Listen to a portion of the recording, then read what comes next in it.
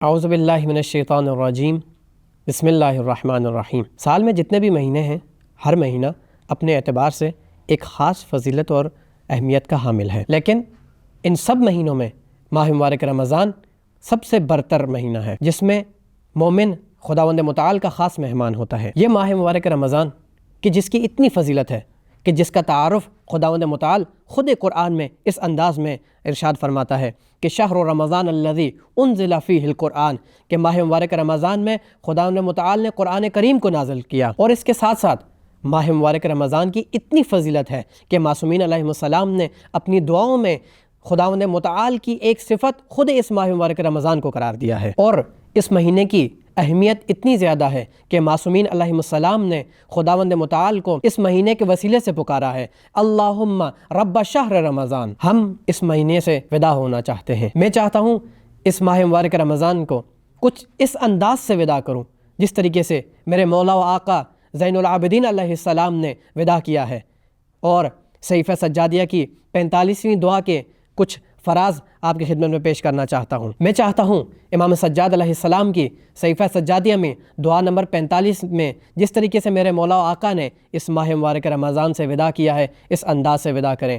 امام نے کچھ اس انداز میں ماہ مبارک رمضان کو سلام پیش کیا ہے، السلام علیک یا شہر اللہ الاکبر و یا عید اولیائہ، میرا سلام ہو اے اللہ کے بزرگ ترین مہینے اور اولیاء الہی کی عید۔ اولیاء الہی کی عید سے کیا مراد ہے؟ ماہ مبارک رمضان کہ جس میں انسان نے اپنے آپ کو گناہوں اور معصیت الہی سے بچا رکھا ہو، وہی اسی شخص کی تو عید ہوگی۔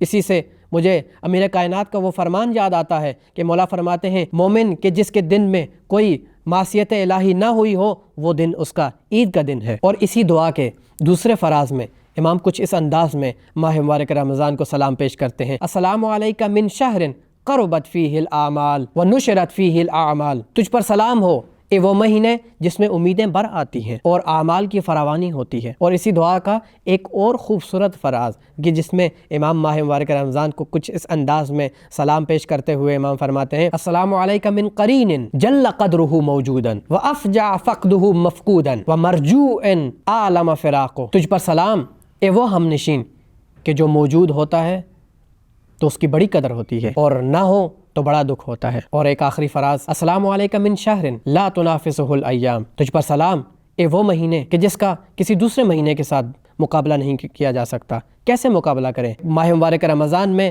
قرآن کریم کی ایک آیت کی تلاوت کا ثواب باقی مہینوں میں پورے قرآن کریم کی تلاوت کے ثواب کے برابر ہے۔ آئیں خداوند متعال کی بارگاہ میں دعا کرتے ہیں کہ ہمیں اس مہینے میں بھرپور طریقے سے فائدہ اٹھانے والوں میں قرار دے۔ اللہم صلی علی محمد و آل محمد۔